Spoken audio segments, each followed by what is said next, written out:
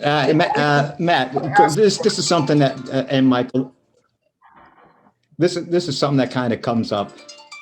You know, visually they always are telling us, you know, listen to what they're playing, listen to the music, and all this kind of good stuff. So musically, are you caring how much they're doing visually, or are you focused more on musical content?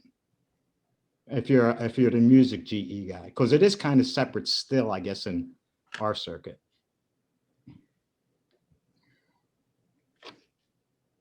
Okay, I want to make sure I'm getting the gist of this.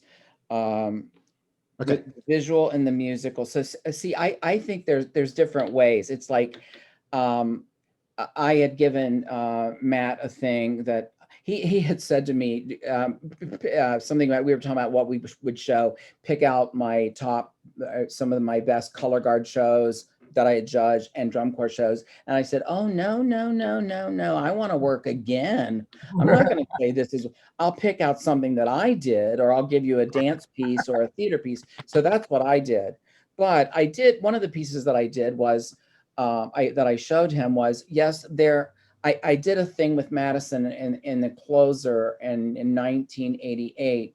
Some of it you can't see, is that the people in front of the sound, I had them react to the music. They were laying on the ground, beating their fists and doing all those kinds of stuff. The color guard that was behind was interpreting the sound. We always want it to kind of look like the two come together at the same time. But, you know, as I think about this all the time, the music motivates what we're doing. Whether we want to be right with it, or we want to do a juxtapose something completely different. When I looked at the thing on there, that on your information from last year, and the word intrigue came up again, I have to think about what intrigues me. I'm wearing a Hamilton sweatshirt. I don't know if you can, and I won the lottery, got a $10 ticket, front row aisle, saw it, $10. I could that way I could spend $70 on a hoodie. I didn't get the show at all. I'm like, why are people going crazy over this show? It wasn't until I went back 3 times and sat farther back. I was way too close. I was way too close to see one of the most important things that is the answer to your question, is that the dancers in that show, I think there were like 49 pieces of actual music, but the dancers were moving through the text. They were constantly moving through the spoken word. And it's like, I wish I would have thought of that. That's when I'm intrigued. It's like, oh, I wish I would have thought of that. But so that's something that I'm thinking about. And Matt started getting into something which we probably will talk about at another time, when he was talking about speed. And whenever we want to talk about dynamic effort changes, I don't know if that'll come about later in the next, and you know, time, weight, path, flow, all those sorts of things. We'll get into that probably at another time. Any other questions? Because I have something that I want to bring up that's on your sheet. Well, Juno, I could answer your question. Is something about moving and playing, right? Yeah, Right. yeah. I mean, they make they make the visual guys be so aware of the music. You know, is the musical guys as aware of the visuals that are going on as the visual guys are of the music, if you know what I mean. Yeah. If you're talking for staff, I can tell you that at both Avon and Crown, you know, there have been times where like the music staff tells the visual guys, like I sit there with Jim Moore used to choreograph for us. John Escalante does now for Crown. They're like, well, what can we do? It's like, well, I was thinking about this, you know. One thing that comes to mind is when we did that rock star show, and this can be applied to the marching bands. It's the same story. It's just a better story when you talk. When we did that brass, that triple tonguing, it was really a guitar solo. I think Metallica wrote. I think. But anyway, Michael transcribed that into a brass feature. And so we would just stand there, and the color guard made the arm of the guitar, so they were kind of in the back. So we're like, well, we should move somehow, and so how can we move when we're going and we're doing all that stuff.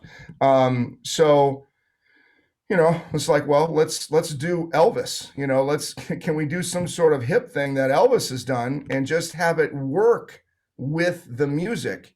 So ultimately, what is written visually, it actually helps you play it musically. That's the secret. Where I mean, and what I teach is I teach everything to the feet, where the feet is a timing device. I don't know if that is new information. I would imagine it's not, but the feet are so important that you actually play it worse if you're standing still. When I marched Star, that's how we were. In back in the day, I know you guys all remember this. When the drum corps won, even a show on Wednesday in the middle of Iowa, you did a victory concert, and you stood there in arcs and you did your show again. So that was after the full retreat of standing there for awards. But we used to, especially in 90 Star, we would totally fall apart in these on these encore performances because our feet weren't moving. And then there's the staging thing that we train the kids, or we were trained to play with the correct staging. So I told another story there, but the answer for us is that it works together, and sometimes the music people come up with the idea, and then say, well, can we do this because there's accents on here, here, here, and so let's do something on these accents that actually help us play the music better. And where the kids almost, they just, after you do it a bunch of times and you train them, it just becomes it's automatic. Like they can't do it without doing the little body inflections in that. So I'm not sure if I answered your question.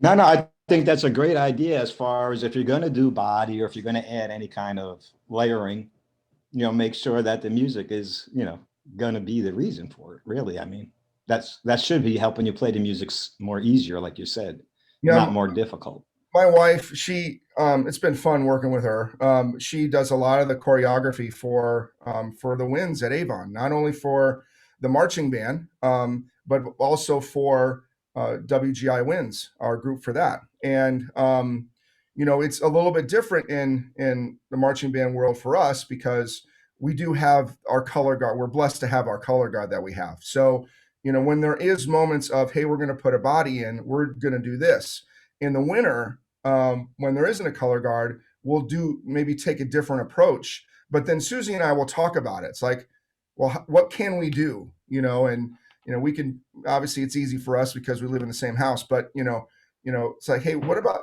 Susie will just start dancing. I'll just play the recording. What about does stuff like this? It sounds like this. I go, well, that's a good idea, but let's do it on this count and this count, and we'll write it down. It's like, all right, done. Let's try it. If it's too hard, here's plan B. And if it, and then we'll go from there. So yeah, it's kind of working together. And I know the visual guys will, I was just reminded of another story. I have to tell you this. So this is early Avon. We did the Eric Whitaker piece, Equus. I think I mentioned that earlier. So we put body, okay, to the melody. We put body to that, which was hard. But if those people that know the piece, it's very minimalistic. So the low voices, all they did was ba ba ba ba ba ba ba ba ba ba ba ba ba. It's like 60 sometimes. They had to do the same body as the melody. And it's just one of those pieces where sometimes those ba ba is on the beat and sometimes it's not. And so it was really, really hard for them to figure it out. And I still don't know how they figured it out. it's like 20 years later. I still have no idea how they made that happen. But I think it's kind of it's the different other side of what Juno, I think his point is trying to be, where it's like, hey, you know what?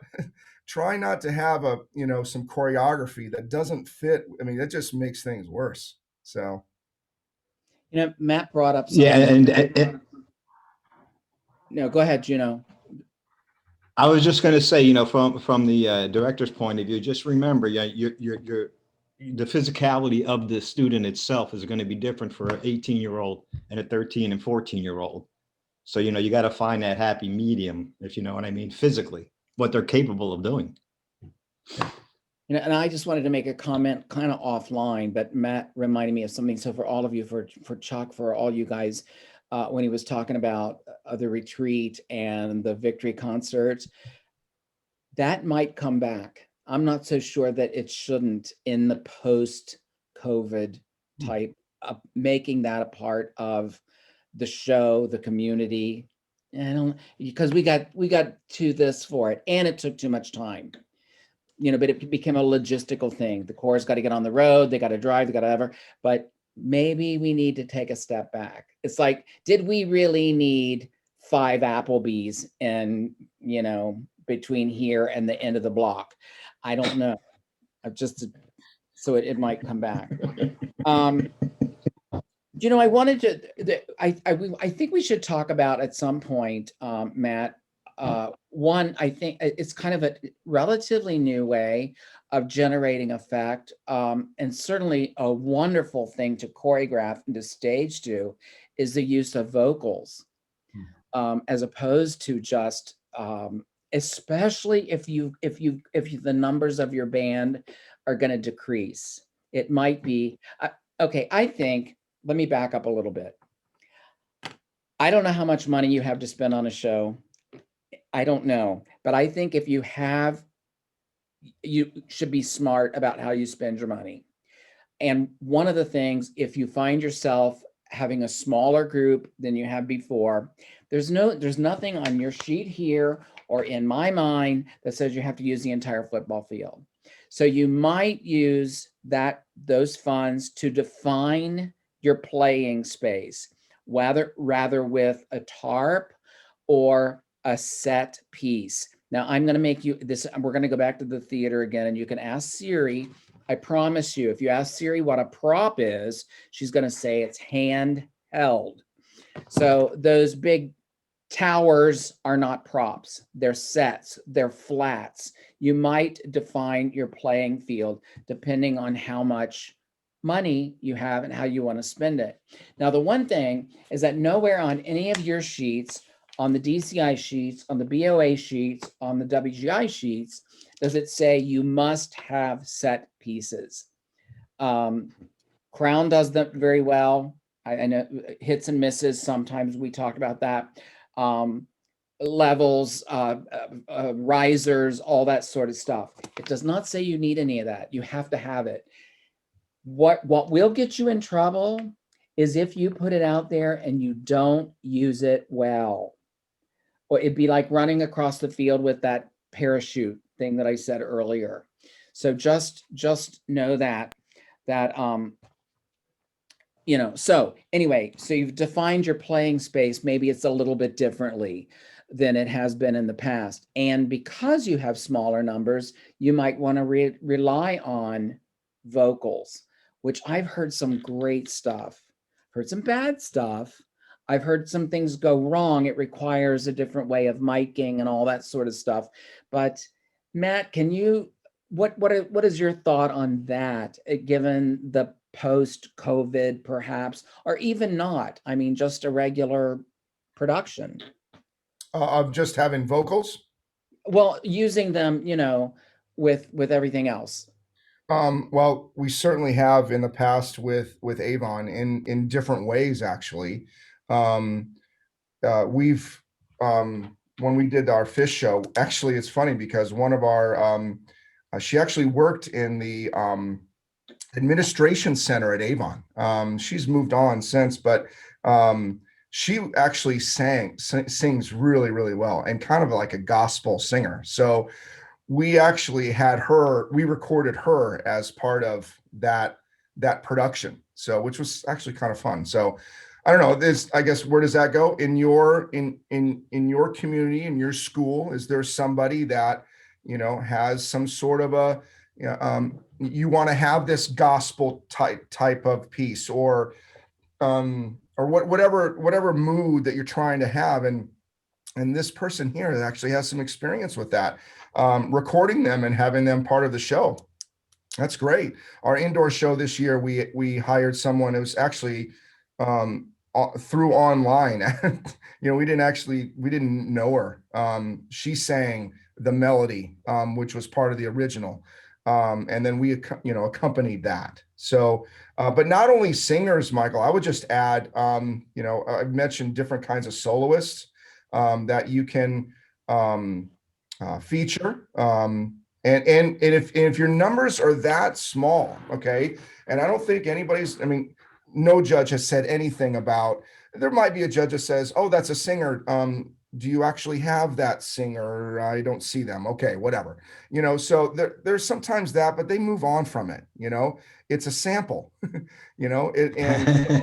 um, so again, they just kind of move. Sometimes it is a singer. We've had an actual kid that sings, but and I think where Michael's going here is, if your numbers are going to be low, and you have a great saxophone, someone that play really well, maybe a soprano sax, let's say that, and you record them playing this solo, but that same person is, one of two saxophones that you have. So you're going to want them out on the field to play the accompaniment part.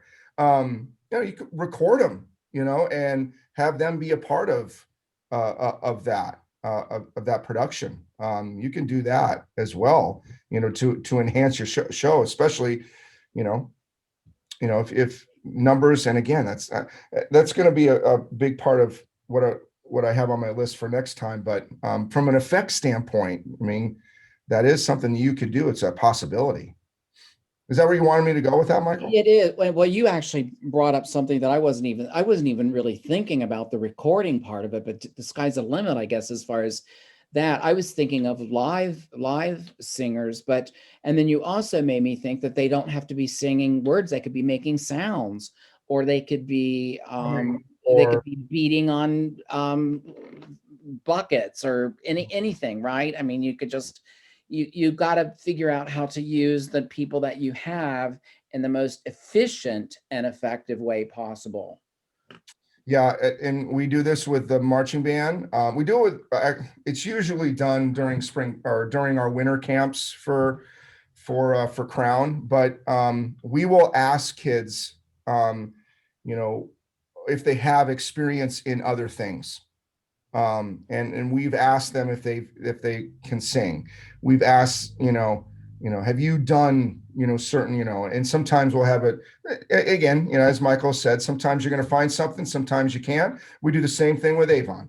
Hey, does anybody have any gymnastics, training, can do the backflips and all that, and to have one of the wind players do that, that's kind of like, oh, wow, that clarinet player just did like some backflips all the way halfway across.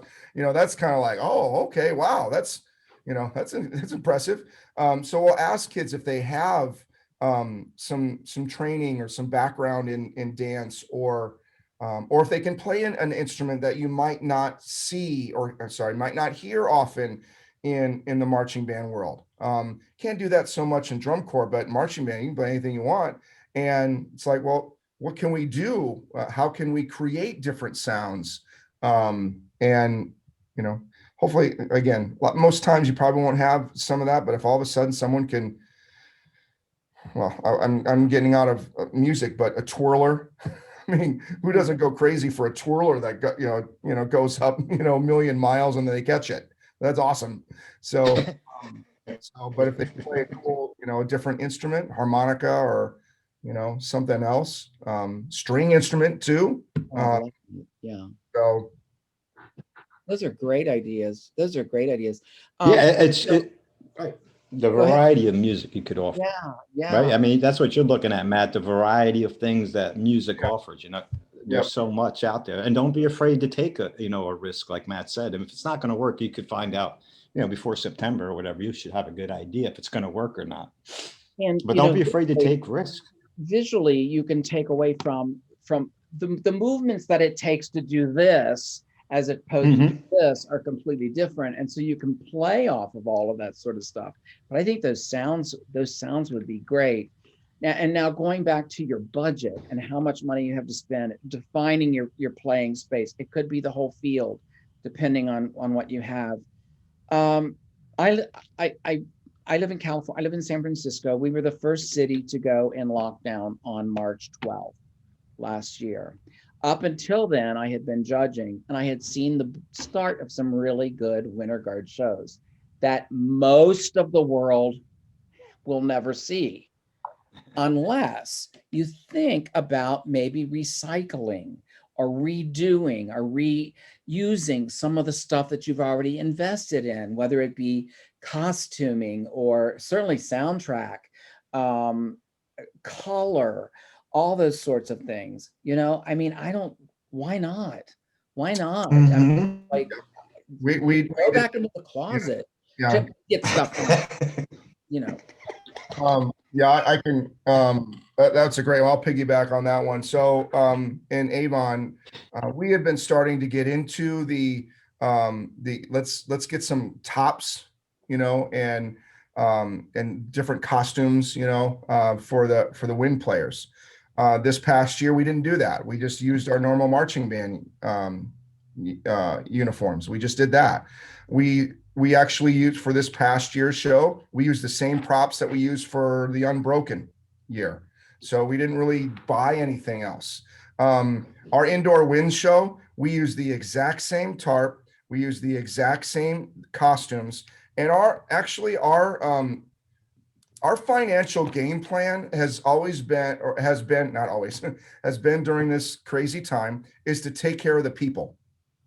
We got to take care of the people, take care of our designers, take care of our staff, because the designers that sometimes this is their full-time job, is writing for marching bands, for color guards, drum lines, winds groups. That's their full-time job. And I'm sure this time has been very scary for them. So the goal was to take care of them. So if that means we got to wear the same costumes and the same, use the same tarp, and we're not going to buy a new speaker, we got to use this. We got to go into our garage and let's see what we got here. That'll work. That'll work. We'll take that too. Then yeah, to create a show. The indoor wind show is probably the best example, because we literally took a show that had been written last year, and then we used the same costume and the same tarp and created a new musical score and a visual idea. Totally created a new thought, again, to take care of the people. So that would be my suggestion. And if you have to make budgetary decisions, which sucks, but the top of the list is take care of the people and your writers and all that. I think that would be the most important. And if you have to use the same flags, it's like, hey, we did the show about math. Okay, so there's a bunch of numbers on the flags. Okay, so how can we do that now? What's a different twist we can take with that? Hey, we bought this thing to work with our show on our uniforms for just didn't work out. What can we do now with this? Just again, to save some money. And again, the focus from a design standpoint is take care of the people and then train your kids, to start, get back to doing a lot of playing, and moving. Actually, I think, and I didn't say this earlier, but when crazy things like this happen, how can you turn this into a positive? Is there a way that, and we could talk way more about this in 2 weeks, but is there a way to use this as a restart? I know Crown's doing this, with Jim Coates. He's talked to me numerous times about, before the pandemic, boy, I wish this, and this were different. I wish we approached things differently, maybe from an administrative standpoint, creative show standpoint, teaching the kids everything. I wish whatever. And he kind of used this as, okay, let's do a restart. Let's turn off the computer. That always works, doesn't it? Turn the computer off, turn it back on, and now it works. So just do a restart. And what are some of those things that you would want to have happen? And maybe it is from a creative standpoint. Hey, I want to go in this direction now. And maybe, now is a perfect time to do that. Now is a great, because you can kind of restart the kids. You could kind of, restart that whole process of creating a show. Maybe for you, it works. For Avon, we don't know what our show is yet. I'm telling you right now, we still don't know. And some of you guys are like, oh my God, we have our whole drill. And so it just doesn't work for Avon that way. So we start creating the show now, and hopefully by sometime, maybe end of June, we'll have our opener. And some of you may have your whole show right now, but maybe maybe you're like Avon and you don't get your opener until June, but you want to make that change of, hey, I want to start creating earlier. Now is a perfect time to do that. Just to kind of do a restart. So, yeah. We've got Any questions Okay. at this point? Yeah, you got a question? Oh no, we've got a couple. Yeah, there's a questions. couple of there's a couple of questions. Yeah. Dave, let me ask one thing, because this kind of hooks into a question that Blair has. You told your feelings about the singing and everything, and you're trying to get a different feel for some musical components in the show. How about voiceovers? And the question kind of relates to voiceovers and singing from the visual point that Blair will kind of ask you right now, I guess, that one of our peoples have. Yeah, it's how- just you know, how- it's just a question about as a visual judge hearing the singer, how does that work with the visual musicality aspect of our sheets? Staging, question mark. Just curious. How does the staging of a singer affect the visual musicality? Like if you're here's an example I could think of. Sometimes you'll hear a singer that's coming out of the speakers, but the actual live singer is standing on the 45-yard line side too. So the voice is coming from a different place than the actual visual representation on the field. How does that play? Is how much consideration do you have in designing that, and how important is that? My first thing is to think about what was the intent behind doing that. Okay, did you want the singer? Maybe the singer's behind something. We don't see a singer at all. We just hear a singer. Do you want the singer to be seen? And if you do, I think you should make that clear. Don't make us work too hard. And when I say us, I'm talking about your audience, because I'm a part of your audience. It's like if Barbara Streisand is, you better believe it, she's going to be in the middle. She's going to be in the most expensive piece of real estate in Indianapolis when it comes time for her to be heard and seen. So, what would be the intent on having this sound unless, and you know what, here's something else. To just have that thing happen one time might be a programmatic kind of a question or a confusion. Now, if there's other times where sounds are coming from different places and then a voice comes from somewhere where it's not seen, that might sort of tie into your whole process. But just to have it for one moment, that could be kind of confusing. But we've gone way beyond where you have to have the singer and everybody pointing to that person. Not that kind of thing. I'll piggyback that. I do think, first of all, I really, it's actually not going to lie, my favorite Blue Coat show was when they did the session 44 and they had the singer. I thought, and I don't know her name, I apologize, but I thought she was outstanding. And they moved her around. And I'm sure Yes. their staff would have to be here to talk about exactly what they did in terms of, was there a speaker around her? So when you heard her sing, you could look.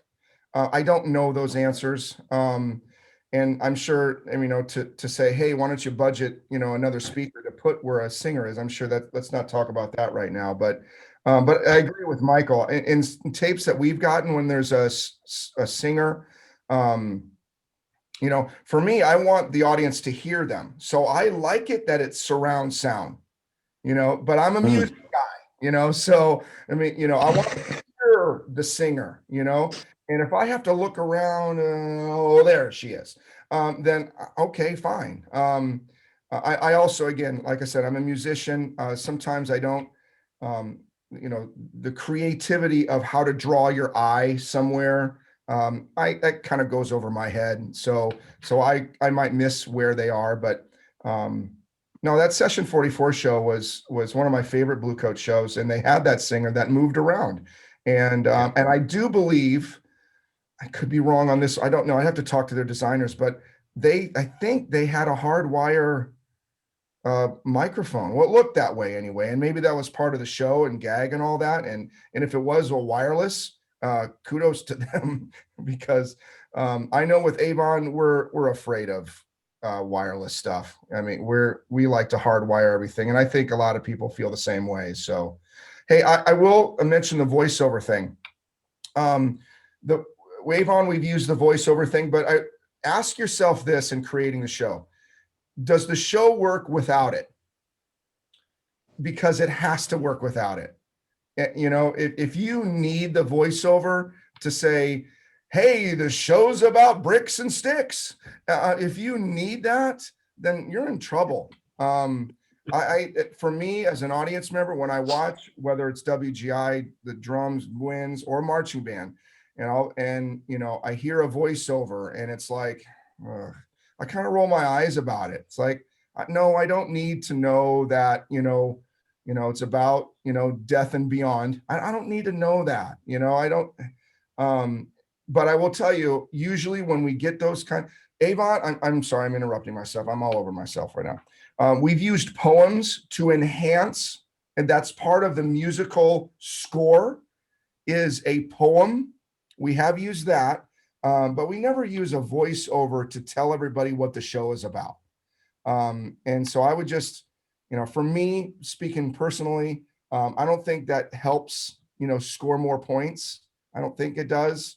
I think it almost is like, ugh, you just, for me, it kind of rolled my eyes a little bit about it. And so, I would try to stay away from the voiceover, unless it's actually a part of the musical score. Like, I'm writing this music to go with this poem, and that's what I kind of want to, this text, this passage of, whatever book you're writing the show about. So, and then make sure that everybody can understand what is being said. How many times have we all heard as band directors, I really had no idea whatever that was, I couldn't understand what they were saying. I know because when you do a voiceover, everybody then pays attention to the voiceover and not what the kids are doing. So I know you want me to hear something, but all I heard was, and you got to make sure that the quality of that recording is top notch, and everybody can understand what is being said.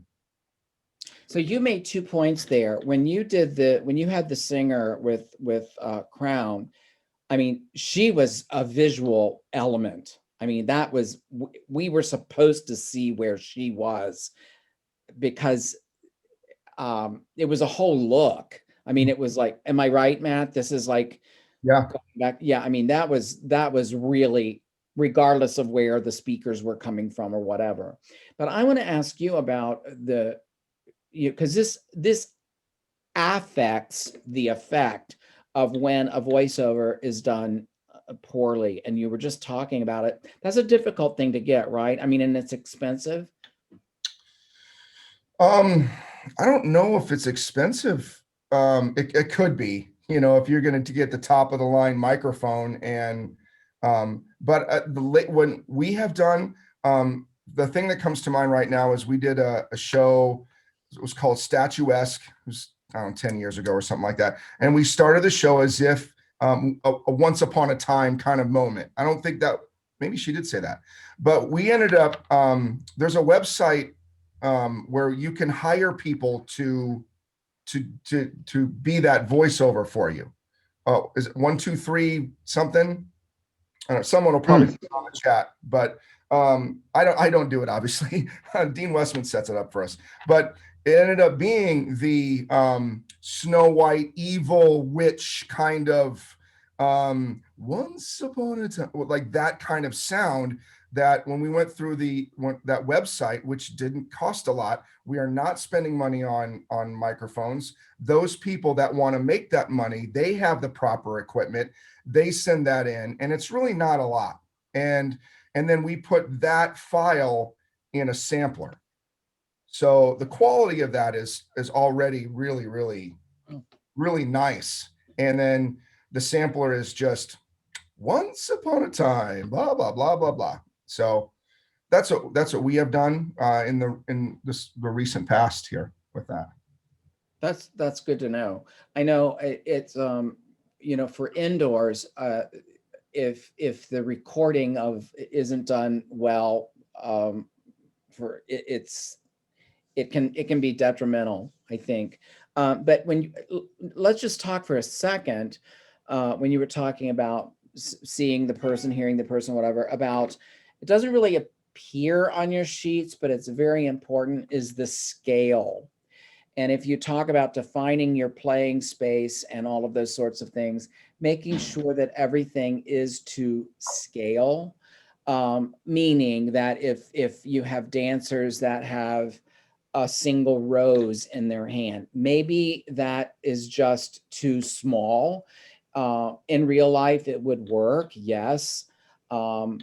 But on stage or on a football field, it might be too small, and it might be something that's going to require you to maybe amplify the size of it.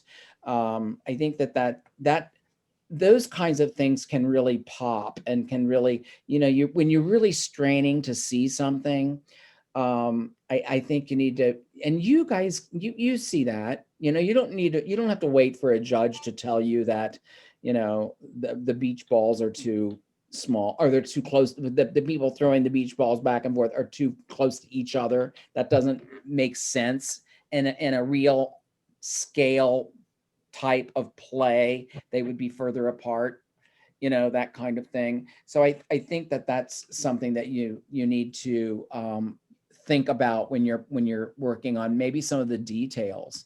But going back to when we were talking about going back into the and recycling and going back and getting things out of the closet, you know, some of the best stuff I've ever gotten has just been right off the rack. You know, if you see a particular look, you don't have to go through a costuming catalog. You don't have to spend a lot of money to have somebody draw it 3 times and color it 4 and go through all of that. You know, it's right there at H&M, and all you need to do is spend some time dyeing it or whatever, whether you're dressing boys or girls or whoever. I'm thinking more color guard now, I guess, actually, than the band. But you know, especially now, you know, it might be something for you to think about as far as saving some pennies. And I'm going to make one other little point, and then I bet we have some questions. You know, for a while we thematically, going back to the very beginning of what we started on about an hour and a half ago, talking about the theme and picking the music and all that sort of stuff, you know. Everybody did a show, probably, especially color guards, about, they did an AIDS show. That was a traumatic thing. They did that. You know, the 9/11 shows, we've seen those on the field. Please wait a while before you do a COVID show. Can I just please wait a little? You know, let's at least get through it before. Any questions there on stuff so far? Yes. Okay, I just want to make sure we're clear to staff people and directors. If they don't want to do a so-called concept, a theme show, they just want to play great music and march well and spin well and drum well, that's still accepted in this activity, correct? It is for me. It is for me. You know, when I see someone trying to do Henry V in 5 minutes, I'm thinking, whatever happened to Barry Manilow tunes? You know, just Now, so I just want to make people aware that is still acceptable for judges. yeah, I think mean, it these are goes two of back the to top in the country. the first thing that Matt said was, what did I write it down? Do what's best for your performers or for your program, you know. Yeah. I'll piggyback that by saying, if you are someone that, hey, I want to, and maybe you just buy the arrangements from, whatever website you like to buy it from, Mhm. and you're going to do, Jupiter as your closer and have Malaguena in there.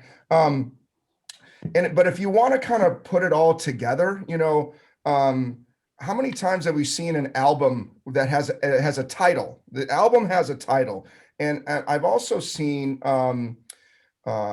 college concerts like wind ensemble or maybe even orchestra concerts where they'll actually kind of have a little title. And I'm not talking about, hey, the music of Stravinsky, or I mean, you could even do that. And it's just simply that. I mean, if you want to kind of have a title of a show, and again, no, you don't have to. In Juno's point, you can do and there's a lot of, by the way, there's a lot of websites where you can buy stock shows that are written with an idea in mind. There's a lot of that out there, and those people, and I wish I could do it, not gonna lie. But they will have we talked about this, or music, percussion, and the soundscape. They'll have it all worked out for you. But again, if you don't want to do that, if you just want to play 3 tunes and then come up with 1 year in our early Avon years, we did a show called Modern Masters, and it was modern composers. It was Philip Spark. It was the whole singer. It's that stuff. It's people that that are still alive, and that was the show, Modern Masters, and we did 3 tunes. We loved playing them. Kids loved it. Maybe not the best overall package idea we've ever had, but again, if you want to do Modern Masters, go for it. That's good. That's going to be great. But I do think there's some ways to maybe, come up with a show title, if you wanted to create the t-shirts so the kids could wear the t-shirts, and they could wear the t-shirts around the community. So that young kid who is a 5th grader, be like, oh, what's that shirt? Oh, that's a cool looking shirt. I want to be in band. So you can create those kinds of things for recruiting purposes. I bet you could come up with some sort of a title if you want to play Jupiter, Malaguena, and Barbara Streisand. Yeah, Barbara Streisand. Because I was going to say, the only thing I was going to say about that is the title is what's going to get you in trouble. if you unless you are really creative about that. But if you're going to say, we're going to do a show about dreams, and then you do Malaguena, Jupiter, and Barbara Streisand, then see what, for me, and this goes back to my dance days, when you title something, you instantly give everybody the opportunity to agree with you or disagree with you based on the title. It's like, what does that have to do with, but like Matt was saying, if you can figure out a way, and it could be, look at some of the pieces that Graham did, Acrobats of God. I mean, that's a great title. The woman that I danced with did a piece, and she titled it From Here to What Comes After. Like, okay, I don't get it, but it can mean anything. So if you are that broad with it, rather than just going, or the I like the Modern Masters thing, but it needs to work together. They can't fight, because then again, you have somebody that's gonna, agree with you or go, this makes no sense, or how am I supposed to, especially if I'm going to talk to you after the show, if there is a critique. And that's something else I don't think is going to happen for a while. But when we do have a chance to talk live, that might be a point of contention. Yeah, and we do have critiques here, so that at least that door is open. Yeah, I know that was one of the things though that when we were meeting, I did a few live judging things this winter, and they were very creative about, this was in Indiana, they were very creative about Me too. and moving people out, all that kind of stuff, cleaning, and there was no critique. Now maybe we will go back to that, and we'll Right. talk outside and all that sort of stuff, but things are going to be different for us. So as I think Matt brought up earlier, what have we learned? What are the things that we've learned that we, weren't thinking of a year and a half ago that we can think of now, and make that a part of our production. Do we need to talk about pacing at all? Do you guys, are you familiar with just the waves, the highs and the lows, and how things, how far into the program is the first major effect going to happen? Who is it going to involve? Sometimes great effects happen. For the longest, for years ago, there was a loud sound, flags went up, and now some of the most wonderful things can happen when nothing is happening visually and there's a beautiful sound. But how are we going to support? When's that first? I think, Matt, I don't know, some of those things are sort of musically driven, unless when you do your storyboarding or however you do that, it's that your color guard person says, I've got a great idea. It needs to happen within 25 seconds of the introduction, whatever, or right before the ending of the show, I've got another idea. I need the flags to be here. Everybody's going to be in flag. We're going to be, it's going to unfold. It's going to be gold. I want it to be that. But that you really need to sort of have an idea of when you're putting things together of that ebb and flow of how things are going to go. And we do call that pacing, because yourselves, I think the biggest fault is when something goes on for too long and you're like going, okay, where is this going to go? And then sometimes it disappoints you because it really didn't go anywhere, or it wasn't really worth all of the time. It's like, I'm going to give you guys an example of something that people are still going to do it. So it doesn't, I guess it's not going to matter. Winter guard wise, there will be a whole bunch of people and they're going to spend a lot of time running together. So someone can run from that corner over to here and jump into them, or they're going to stand up and then they're going to fall back. Okay. Now it took a whole lot of time to set both of those things up. And my question is, it's like holding the leg up like this or unscrewing my head. Was it worth that amount of time in terms of the pacing of the program? Yeah. I'm not sure if I can add much to that, because I think you're brilliant when you think about all that. And as a band director, we have staff at Avon that do that really, really well. So I haven't worked on that. So I'm not sure if I'm gonna give you guys anything you don't already know. But for me, the pacing comment, is Michael just kind of said it, was you notice when there's a pacing issue when things just seem to go long. And in the design process with Avon, sometimes we've done this a lot, where even when we get the writing the drill, so we've maybe already learned the opener and the drill's being written, and all of a sudden the questions will come out. Hey, does anybody think this part is just too long, that we could just cut this? So that happens a lot.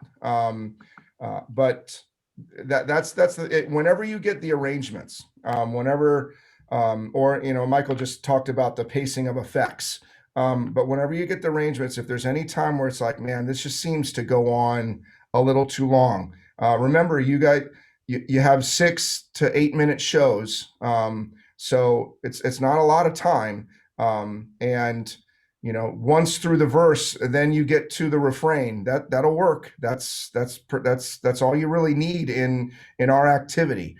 Now, what's hard is in as a musician, sometimes we want to spend time on the development, you know, and you want that, and you want to, you know, yes, I know this is going to take a minute to develop.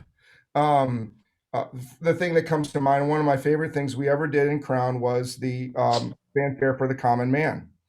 And that was a long song. It was really long. The other one was Claire de Lune. That was really, really long. And we could have cut a lot of that out. But you know, the design team decided not to do that because, as Michael is talking about, you know, where is it going to go? And, you know, if some of the best musicals, some of the best movies, you know where you know where this is going to go. And it's just, and if you can hang on to that as long as possible, then the payoff, if the payoff is great, it ends up being more effective. Musically, for me, you know, the fanfare for the common man thing was, you know, that was certainly a highlight of certainly my career. Claire de Lune's another one.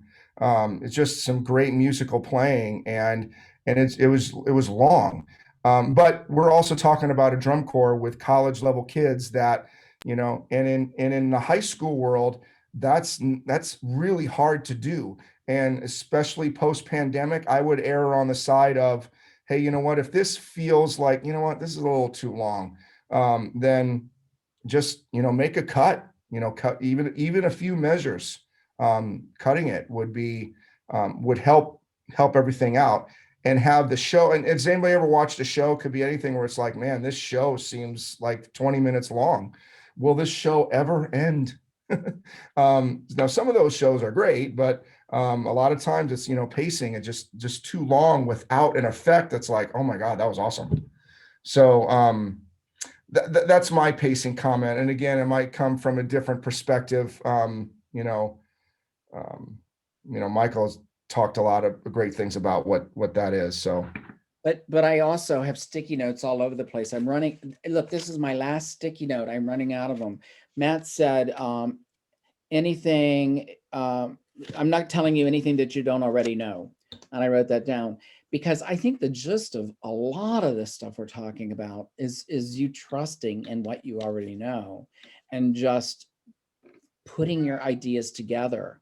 You know, be careful when you hire. This is something that I can tell too. I can tell this as a judge. If you have a color guard person that maybe went to your high school and then marched 3 summers with I don't know who, I'm not going to say anybody, but they come back and they're going to write for your color guard, and in the 5 or 6 minutes minimum, they're going to show you absolutely everything that they have learned in those 5 or 6 minutes. And I can, you look at that and you go, and this is just, you know, too much. And you know what? It's the same thing with color. I've found that you can make so much impact with color by taking it away. Take it away for a little while and then bring it back out. You know, it doesn't have to be in your face the whole time. But I think that's really a good thing. Anything that you don't already know. And some music, as he pointed out, you know, I don't know, Matt, did you march? I don't remember. I don't know years like that. But did you do the Pines of Rome thing? I did. You did? I was in Star. Isn't that that's one of those songs that comes to mind for me, that it needed all of that, you know, and your heart rate is, everything in you is doing this until it explodes. And without all of that, I don't know. Right.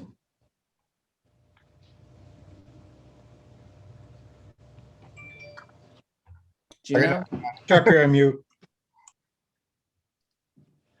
There we go. So I'm going to interject. It's time for us to wrap up for this week. We're going to be back together in 2 weeks. And that's going to be a little more focused on performance, not so much on design. There will actually be 2 different sessions going on, one that's geared towards adjudicators and one that's geared towards directors. So we're going to start out with the music people with Matt in the director webinar, and then the visual people with Mike in the visual webinar. And then after an hour, switch the clinicians. Everybody that's signed into those webinars will just stay where they are. So we'll just the clinicians will flip. So that's going to happen in 2 weeks. Juno, you have anything to add at this point? Yeah, just one last thing, because this is kind of what I asked the guys last year, just to get your definitioning and feeling of it, and try to have other people understand what we're thinking about and what we're looking at. Can you just briefly explain the intellectual, aesthetic, and emotional? What are those 3 things to you as an adjudicator, and as how a band director could present those things? I mean, we're all pretty strong with the emotional, I'm pretty sure, but some of those other things. Well, go ahead, Michael. I'll let you start with this one. Well, I had given, first of all, let me just say, in a roundabout way, we covered everything on your sheets, just by the by, except the question that Juno's having. So yeah, emotional, we sort of talked about that one. That might be one of the easier things to do. It's kind of like, for us, when we talk about dynamic effort changes, time is the easiest one, fast or slow, you know. Intellectual, I had sent Matt something that, if you want to, I don't know if we have time to show it now, or you could just Google it, was the opening number from Come From Away. It's a musical. It's not about 9/11, it's about 9/12 actually. And you have to think about it because it's got a historical reference, but at the same time, they're moving just chairs around. The chairs don't look the same. There's nothing uniform about them. They're all costumed completely different because they're each one a different person. They're not dressed in uniforms, costumes. They're not a chorus. They're individual people. And they each one have something individual to say about what they were doing. And that was my thought on an intellectual thing. Aesthetically, if you want to watch the whole thing, one of the most beautiful ballets that I've seen that Twyla Tharp did is called In the Upper Room. And you can see excerpts, but I would encourage you to go on YouTube and look at the entire piece. A woman by the name of Jennifer Tipton did the lighting. So it's lit from the way that the dancers look like they're coming at you this way and not just this way. So it's actually, it's amazing. And the costumes constantly change, red, white, and black. And every time a different section comes out, they are different. And she even uses red point shoes. Some of the women back in the day when she was choreographing this, every bun head in New York City was getting their hair cut because they wanted to be in the upper room. But I think in the YouTube thing, it's actually the Kansas City Ballet maybe that does the piece in its entirety.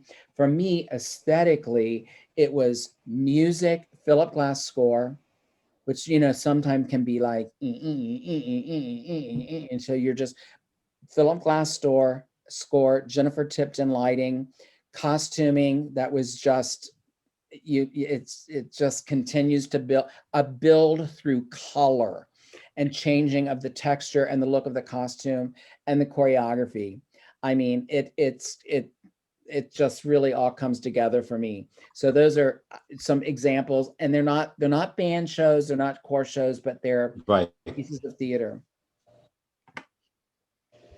Yeah. So some of the directors know out there, or some of the staff people know. a lot of the educational things we do, we actually try to relate it to things outside the activity, maybe to bring something into the activity that you didn't think of or things of that nature. We like ice skating and things of that nature. We check all those things out because there are, and whatever you can bring to this activity is more than welcome, believe me. That you help educate us, like both these gentlemen say. We're still getting educated, and we've been doing this for many, many years.